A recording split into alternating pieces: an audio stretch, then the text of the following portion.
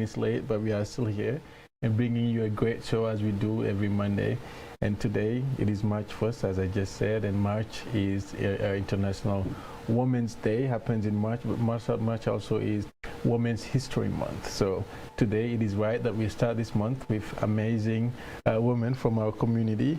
We have with us today Madinah Nakuya, and then we have Tanya Cooper. Tanya is the chair of the ALG's Women's Empowerment Committee, and then Madinah is a member of that committee, and she was also the MC of our last event, which she did a great job at, and she's been rehired this year to also be the MC of that event. And that event will be happening this coming Saturday, March 6th. We'll be celebrating women in our community.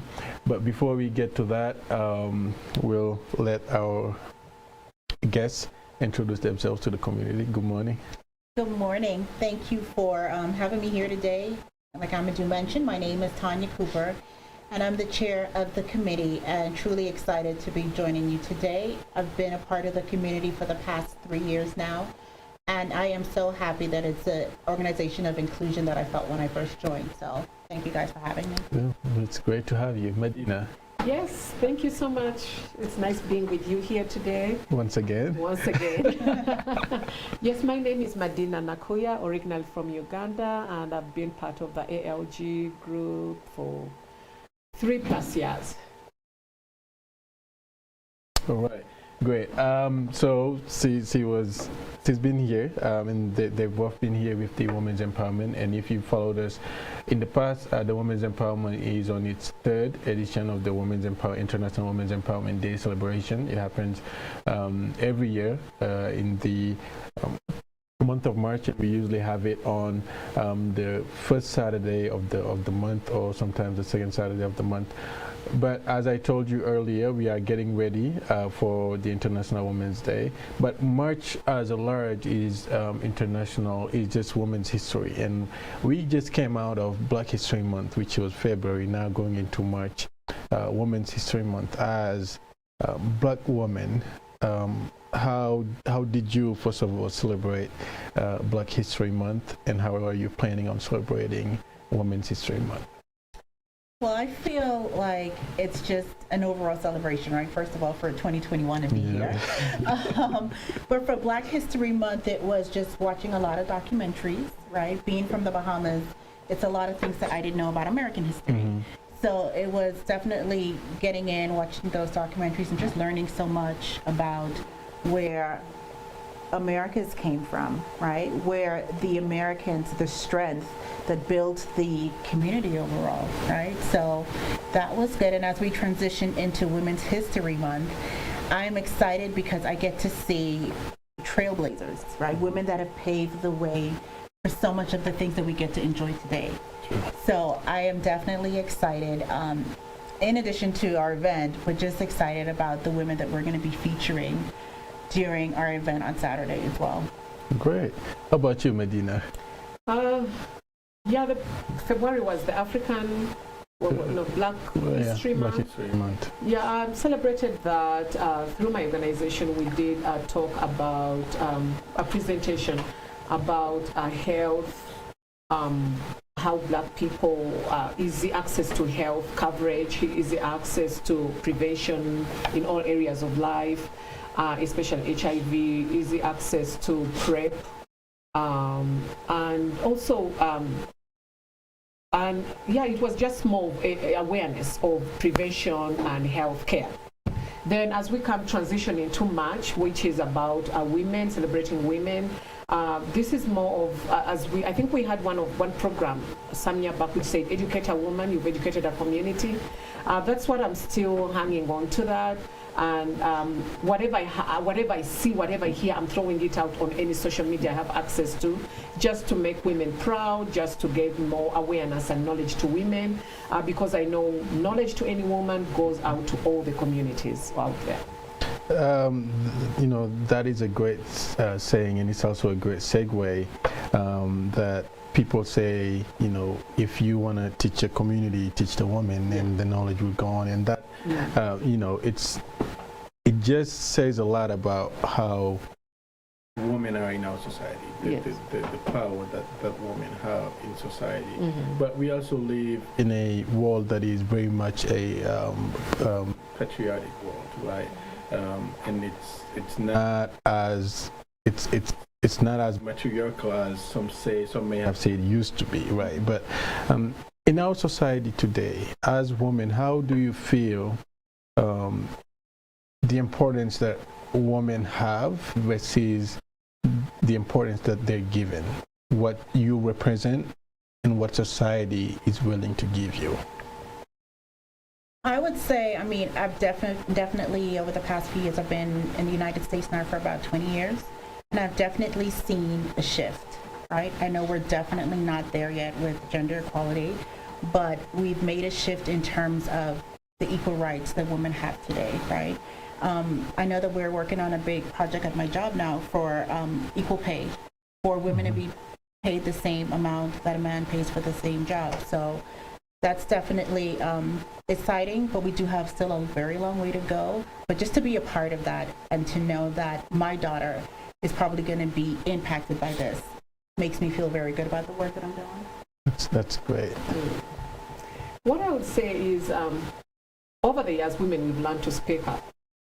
And if we keep speaking up, we will be at the table, no matter what it is. Let's continue the speaking up. I'm glad that I'm in America, where we have that audience, we have the platform where we can speak up. Yes, there's still so much to be done, but let's continue. And if anyone sees a woman standing up and speaking up, please encourage them. That will lead us to greater heights. Well, if you see anyone speaking up, please encourage them.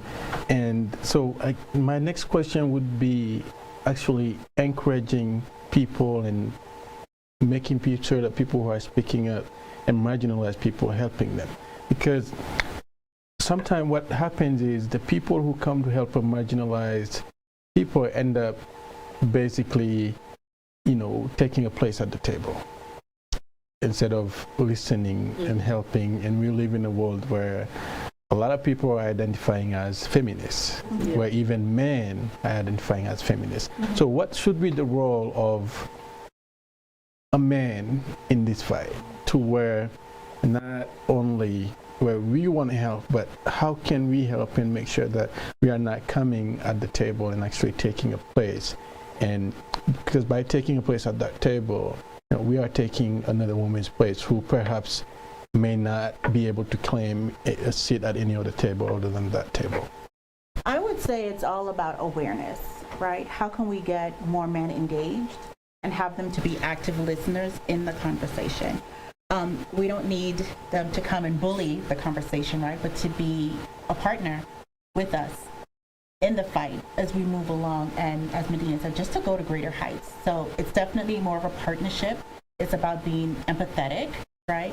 And so I feel like that's the way for us to kind of get to the next level that we're going to. Great. Yeah, I think my sister said it all.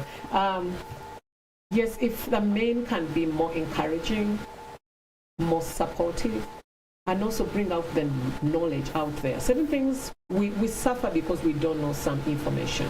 Some information is hidden from us, but if someone is ready to share this information to us and also encourage us to step up, to speak up, we can really get to that level where equality is crosses up across all boards. Equality is across our board. And so for people who may be looking in from an inside perspective and not being able to set back and have an overview of what's going on. A lot of people, earlier you talked about equal pay. A lot of people will tell you, well, people probably get equal pay because there is that lack of information, right? And so how much of that, of somebody who doesn't really know what is going on and what the effect of the inequality really is, because it goes deeper than that. Even now that we are talking about COVID and jobs are opening and people are going back to jobs, we are seeing that black women are recovering their jobs at a much lower rate than any other woman, and women in general are recovering their jobs at a much lower rate. When kids had to stay at home, we saw that female parents, women, were leaving their jobs at a much higher rate than their men counterpart. For somebody who may not be aware of the inequalities that still exist in our society, being a leader in the community, how would you be able to inform these people that the inequalities are actually they're still real? This is still going on. This is an issue that we actually have to fight. I would say let's have a conversation about it. When you look at the inequalities that exist in healthcare, right, just with our people being able to access the healthcare that they need, with the inequalities in education that our kids face daily. I mean, we see it every day, so it's really about just having that conversation. Let's talk about it. We can share our different experiences, right? Because my experience is going to be different from so many others, right? So for me, it's all about listening and how can I help encourage and support the women in my community, and just also share that information, right, about where equality exists. Because I do work in HR, I do see some of those equalities, not just today, but in the past. When it comes to who's going to get that promotion at work or who's going to get that pay raise, it really matters, and we see that in the workplace daily. So I'm truly grateful that the governor of Colorado had passed that law for women to be paid equally the same as men. And I feel like, again, I mean, it's inspiring and it's encouraging, and I feel like more women are going to now want to fight more and going to challenge the status quo for us to kind of get to the next level. Yeah. What was the question again? I lost track. I got so interested in what my colleague was saying. That was, the CC actually gave a great answer. And the question was, for people who may not be aware of the issues, what can we do to make them aware, to let them know that these issues are actually still happening? I think let's start down with our educators, the people who are educating our young girls. Let's start with us. Let the people in schools educate these young kids. And as these young ladies get to know the rights of a woman, they will educate their parents. It's much easier when it's so easy for a mother to learn from the young ones. And when they learn, they empower you in a certain way. I've learned so much from my young daughter. But if I got it from work from someone maybe who's not of the same color skin, who has not researched about it, I may not really take it in. But if I get it from this young girl and she's done all the research, or she's got everything, all the information, I will take it and I will be able to speak to another woman, and that woman will speak to another woman. So let's educate the young women of today. The ones who are in the school system, then they will educate the older ones, and it will go on, and the circle will be drawn. That's great. Everything has to do with education. If people are not aware, it's probably because they're not educated. And so there's the dangerous rewriting of history. And I guess that brings us to our next point, and this is actually an important one, and that is, here at the African Leadership Group, every time we celebrate the International Women's Day, we tie it to education, right? We've always been able to tie it to education. And my next question is, and this will be more for Madinah, probably in the next 7 years, I'll ask you this question. In 7 years, I'll ask you this question. But online schooling as a parent, and being a parent, having your kid not to be able to go to school, how was that experience for you, and everything that went on through COVID? Earlier I was talking about how women are recovering their jobs at a much lower rate, how women left their jobs at a much higher rate, and all of that. What was your experience being a woman and having to accommodate your child homeschooling? That was a very big challenge. Homeschooling was a challenge. The kids, as much as my daughter had just been in school in an American system for about less than a year, so she hadn't really made friends. But she loved it that she could leave the house, go in and interact a little bit. They may not be friendly, but you're interacting. Then you're interacting with the teacher. Then all of a sudden you have to sit in front of a computer. You do everything on the computer. You can stay in your bed. You can still go into class in your pajamas. that affected the kids. They lost their contact with the world, the outside world. They felt so lost in a way that they could not ask questions. Some people are not very good communicators behind the screen, in front of a screen. They wanted to have a physical, they missed the physical interaction with the teacher, with their fellow students. They felt they lost the challenge of education. When the physical education or the in-class, in-person, gave them more challenges. But now this is the time when they realized that how much as it was a challenge, these were challenges that were sharpening them for their social life that is coming ahead of them. And remember, it wasn't only school that was closed, even churches were closed. Everything was closed. So the kids were so confined in their homes, and their best place was the bedroom. Then with that, they learned not to communicate even within the parent. They only walk into the sitting room, pick up something from the kitchen, and walk back.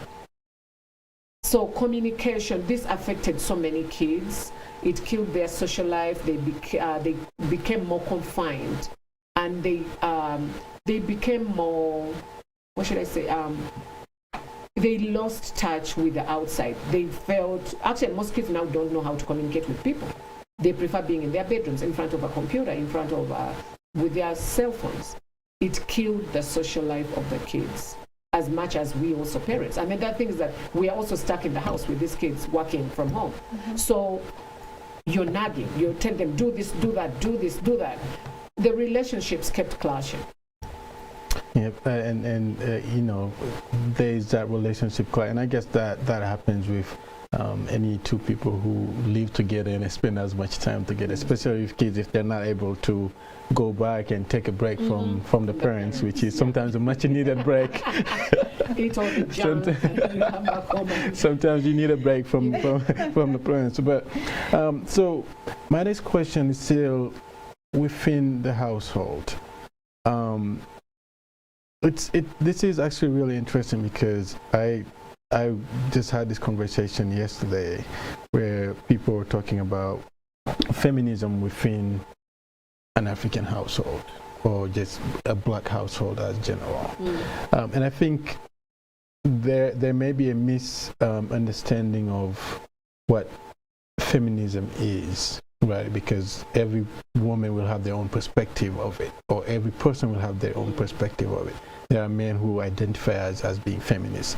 You know, being leaders in the community, you know, talking to people, community members, and being a woman yourself in the workplace, doing great jobs.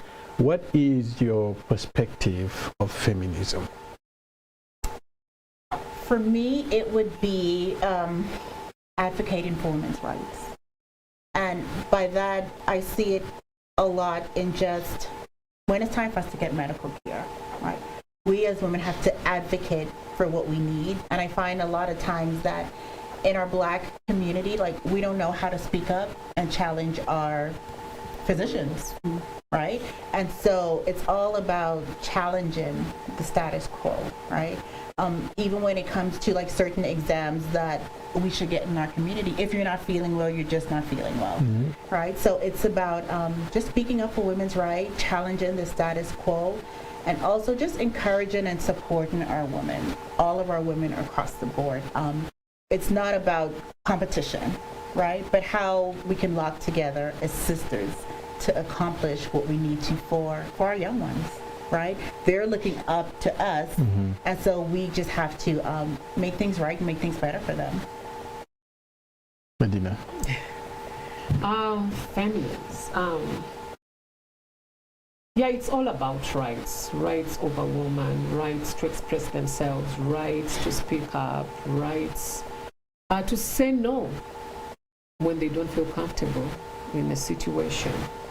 And how are we going to do this? It's still education, education, education. Wherever a woman is or a man, in whatever position you are, health provider, caseworker, whatever you are, insurance navigator, educate this woman in front of you. Don't think that we know it all. When it comes to the immigrants, it's even worse. I didn't know, we all come in here and it's immigrant, it's about the health coverage. But most of us have never had this from where we come from. Even if you're from Europe, Europe has their national health services. So your money is taken off the paycheck, but you don't know. You don't know when to go in, you don't know what the co-pays mean, you don't know this. And all we need is education. Educate us. I believe more women go into hospitals or see health providers more than men. But most times we don't know. We get immunization, we don't know, is it for, what is it for? Is it for the cancer? Is it for what? We just sit there and we are so afraid to ask most times.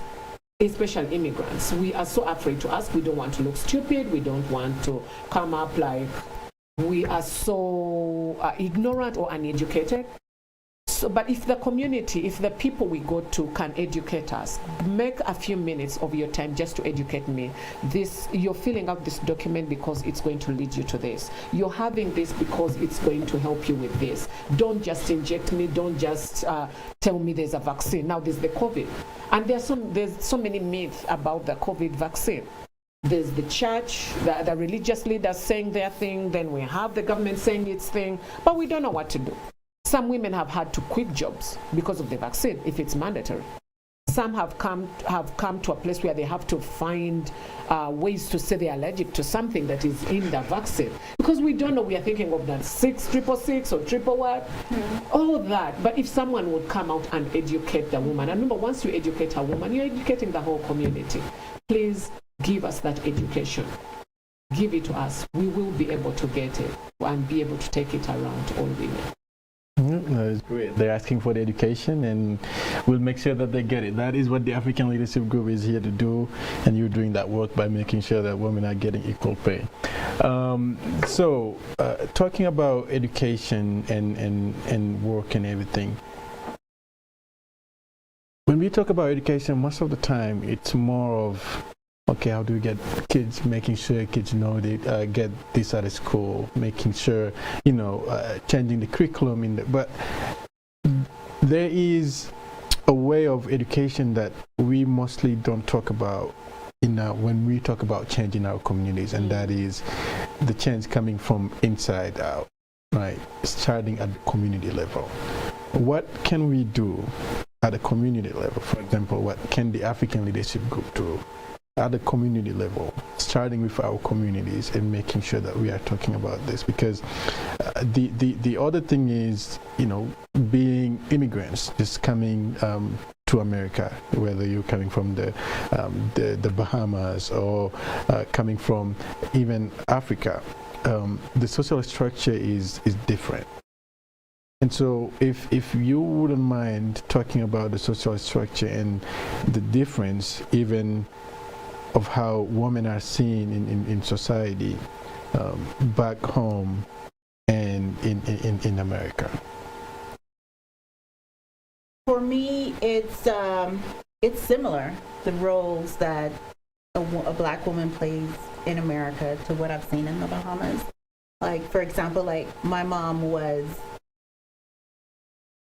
she made so many sacrifices, right, for her children.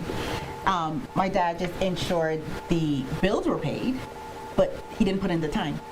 And so my mom was the one who came to all of the PTA meetings. She, helped with the homework. And so I kind of still see that role. When I moved over to America, I was 16. And so I kind of saw the same thing being played out that I'd seen in the Bahamas. And so for me, it's watching my mom and the sacrifices that she had been making and just thinking, how do I make it better, right? How do I not have the burden, but how do I share the responsibility of parenting with my partner? And today, we still have a young one, but today it's really a partnership between Dad and I. It's not all the burden is strictly on the mom. And I feel like that's going to teach our daughter just so much, about sharing the responsibilities. It's not one-sided. So. Yeah, I would say, speaking up, we females need to learn to speak up. Speak up. Don't suffer in silence. Your partner may not know that you're having a hard time doing certain things or that you need help. The way we are wired and the way they're wired is so different. So speak up. And if you're speaking up, don't be polite as you say it out. And don't just say it once and expect him to pick it up immediately. Repeat it over and over before you really give up. So speaking up, females, wherever you are, at your workplaces, at home, even with your kids. Ask those uncomfortable questions. You will get the answers. They may not be the best answers you're getting from the kids, but once you open up an open dialogue, you get to the source and the solution of any situation. So speak up. Right, great. Well, speak up, as he said, speak up, know what you're talking about, and then have a way to talk to the people and make sure that your message is being conveyed the best of ways. And now we're transitioning to the second part of the show, talking about our next event. For one, I'm excited to see Madinah once again be a great MC. And see Tanya up there giving the best speeches ever. Yeah. So we have an International Women's Day celebration.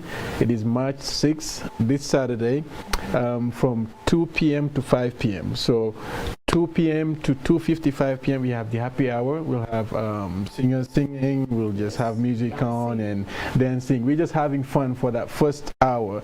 And let me just say, it is a virtual celebration. We can still have fun, but it's a virtual celebration. So it will be a virtual happy hour. Grab your favorite drink and let's have fun. And then from 3 to 5, that's when the program starts. So the theme for this year is Women in Leadership, Achieving an Equal Future in a COVID-19 World. So, women in leadership. For me, it's even, it's kind of disrespectful to even that to this day we still have to talk about women in leadership, because leadership is still seen as kind of a male thing. We see a lot of leaders, but every time to this day we still celebrate the first woman to be elected to this office, the first black woman to be elected to this office, the first Muslim woman. We celebrate that, but sometimes we are so taken by the emotions of seeing the first woman we forget to even ask the questions of why is it that it's only in the 21st century that we're getting the first woman in this office. People are more aware now. People are not afraid of others. And I feel like because we have started that conversation a while back, right? I know that, we're seen sometimes as outsiders because we weren't born here, but I feel like people have really taken the time to get to know who we are, right? And people have realized our strengths and what we can bring to the community. And because they know that we're probably going to be making some good decisions, right? And so it is typically still seen as, male dominated for sure in leadership, but it goes beyond that. It goes to even being a woman leading your home, right? So it's not only in the workplace that we're seeing leadership, but it's also home and then in our churches as well.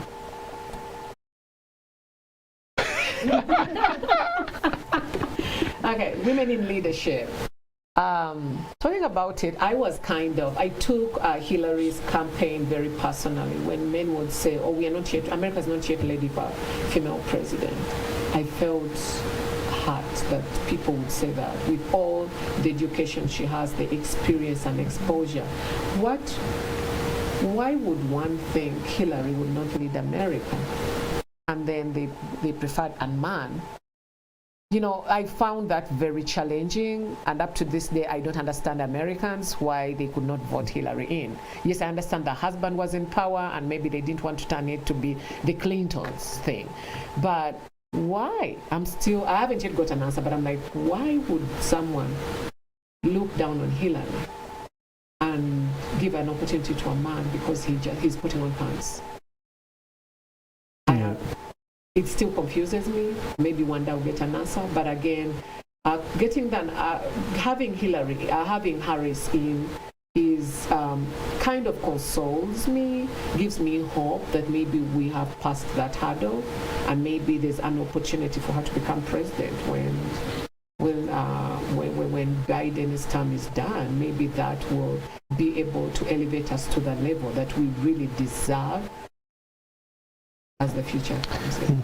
Yep, and it's really interesting that you brought that point, because and again, I had many conversations about women's empowerment because the month is coming, and that's one of the conversations I had yesterday on Clubhouse was, for a man, when a man comes in, they're trusted until they prove otherwise. For a woman, they're not trusted until they prove that they're worthy of the trust. So how, being aware of that, how do we make sure that women are seeing themselves as potential leaders, and that we have women in our community going to these leadership roles? How do we change that mindset of the society and also get our women ready? Because if, for a young girl who's growing up and seeing this, it gets wired into her. So she becomes, in a way, because that's the way she's wired, she becomes her own enemy, growing up thinking that she's not good enough for such and such. And so how can we change this mindset and make sure that we're getting more women from our communities in leadership positions? The base would be definitely what the work that ALG is doing, right, with the youth empowerment group. That's where it starts. It starts with those affirmations, letting them know that you can be anything that you want to be. Don't let anybody tell you otherwise. So it starts as a community with educating our kids. It starts with believing in them and not belittling them. And it starts with just, because sometimes you're not able to see what others see in you, right? So how can we transfer that belief to our children? And so I believe it just starts with just some of the programs that we're doing here at ALG. Empowerment. And yeah, I could echo the same word my sister said. It's what the community is doing at ALG. Empower us by giving us the opportunity, giving us the platform to be out there. Things like being able, giving us the opportunity to be able to lead the women in the committees and maybe working besides men. That prepares us for taking over from them, or or maybe for other roles. Empower us by giving us opportunities, giving us the knowledge, and educate us. Like the public speaking is a very nice platform for you to be able to practice, to find out if you can do it or how you can improve on whatever talent you have. And you interact more because it's all men, women. So you're interacting more, and as you interact, you realize, yeah, I'm good at this. Maybe I can be able to challenge my brothers. Maybe I can be able to take over from them. So empowerment, which we are getting from from communities. Let us, all women, be involved in our communities. Let us work with the men that are leading us right now, because whatever we learn from them will enable us to take over. Yep. And I think you've made that point very clear. Education. So achieving women in leadership, achieving an equal future in a COVID-19 world. That is the theme of this year's International Women's Day celebration. We talked about women in leadership. What does an equal future look like? That's a tough one, Amadou. I mean, in your mind, you can always think of what it should look like, right? But for me, it's going back to what Madinah said earlier about, even with our political figures, how do we get more women there and more women of color there, right? How do we get, how do we be a catalyst for change in everything that we do? Whether it's education, our healthcare system, and tech industries, just how do we be that catalyst for change for women to kind of be in some of those lead roles? And if it does take, joining in hand with our male counterparts to get us there, because again, it is about education, right? People lead differently, but if it takes that partnership, just joining hand in hand to get us to the next level, then I believe let's do it. Yeah, another thing maybe that we could do is, I may have the qualifications, have all the education, but once I haven't been given the platform, I haven't been empowered to take over, I haven't been given the opportunity, I won't have the confidence to step up. I won't have the confidence to speak up. I won't have the confidence to take what is mine.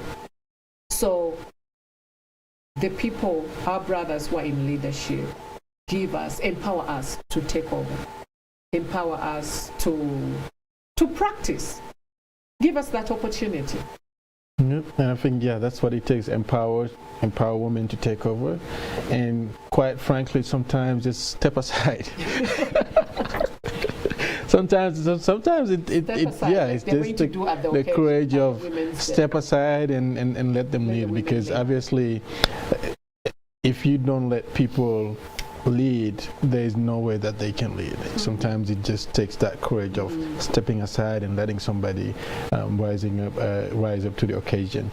But what can we expect at the International Women's Day? Last year was a great event. It was our last in-person event before everything closed. Right before closure. Right before closure. It was the weekend before the closure. It was the weekend before the closure, so we had a goodbye party.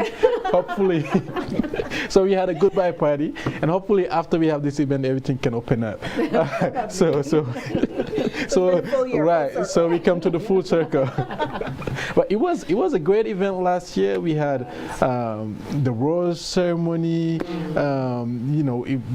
fashion, and it was just great. And this year is going to be online, but I can tell you it's not less work. It's actually more work here at the African Leadership Group, and we've had a great success with our online events so far since the COVID happened and we had to switch everything up online.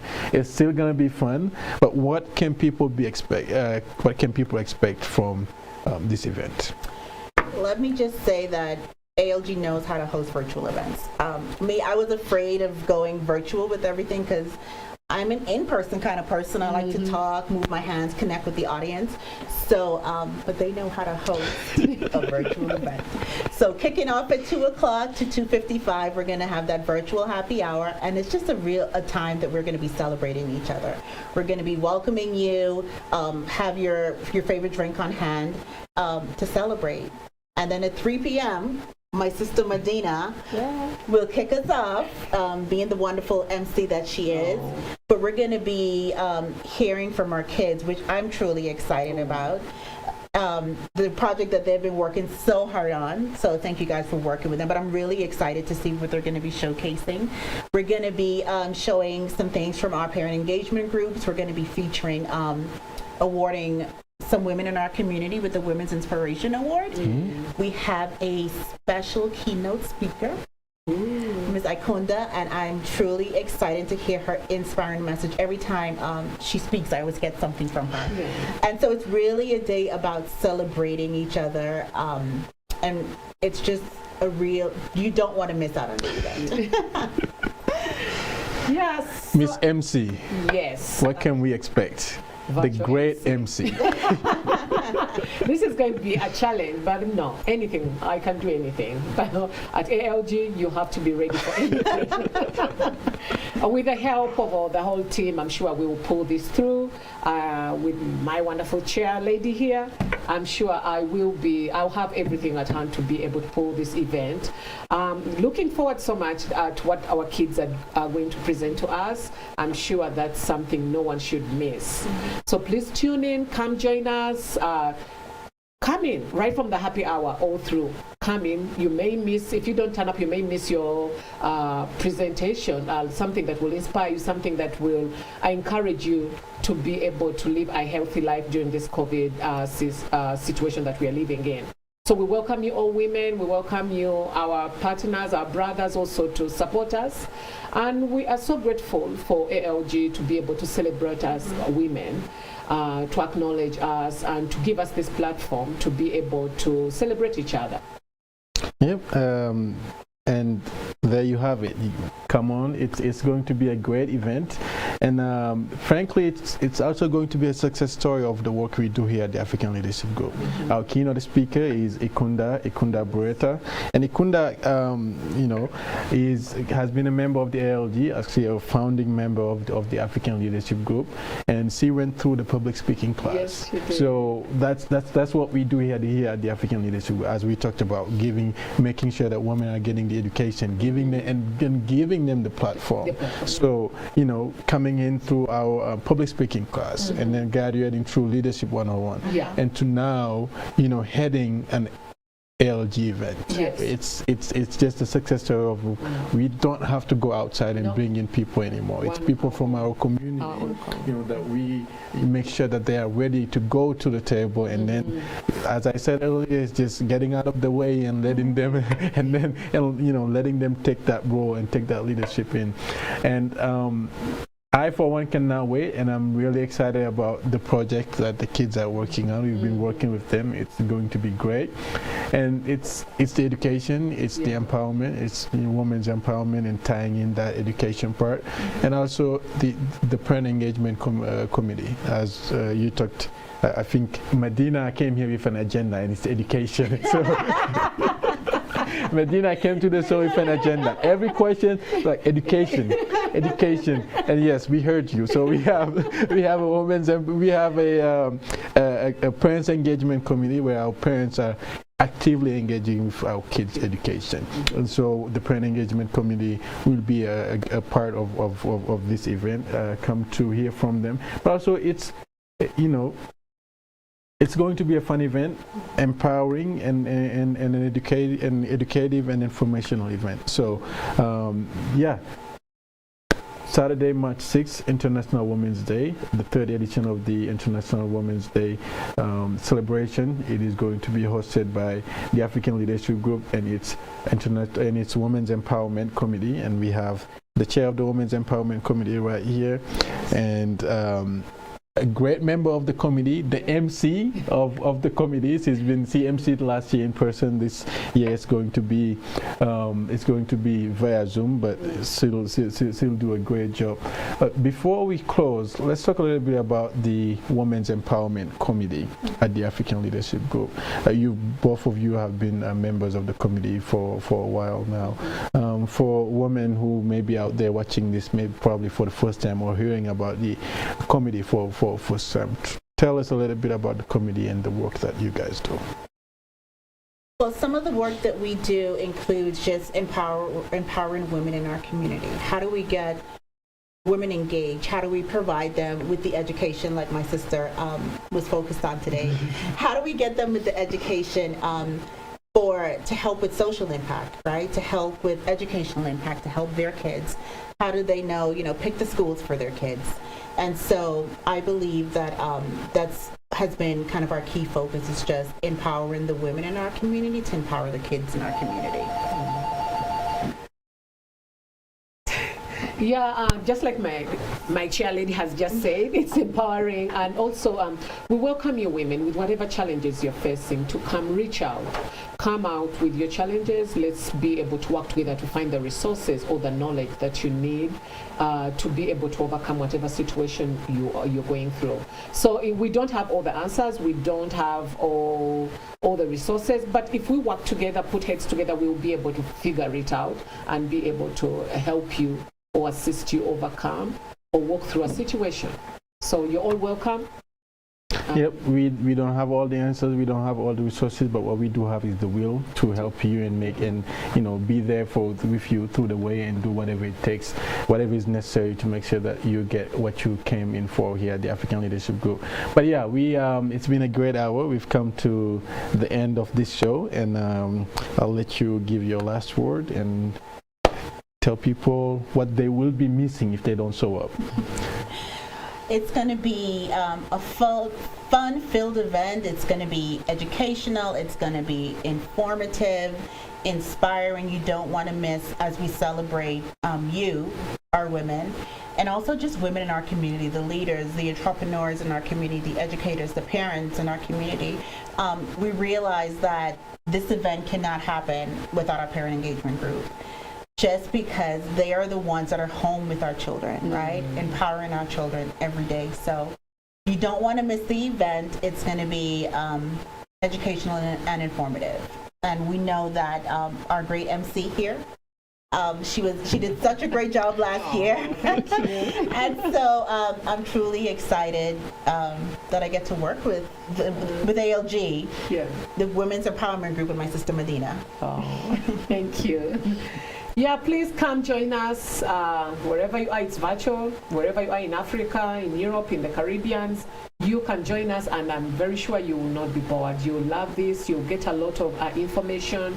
You will be educated about so many things, and you'll meet new friends. You'll make family.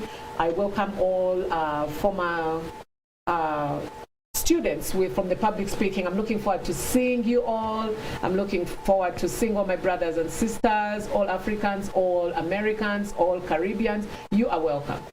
Come join us. Yep, for sure. You are welcome. Come join us. And it's a day of celebration of empowerment and education. So and that's what it takes. This will be the first step for us men. Showing up, we have to show up and be willing to learn. So it's showing up, standing up. Please, we got to show up to learn, but also we have to stand up. We cannot show up to this event and expect to be up there speaking. It is not our table. We cannot claim a chair. It is time for now to stand back and let our women lead, because it is their day. We have to celebrate them and empower them. And the next step will be speaking up. Once you show up, you get the information. You have to stand up and let them lead. Help from the back.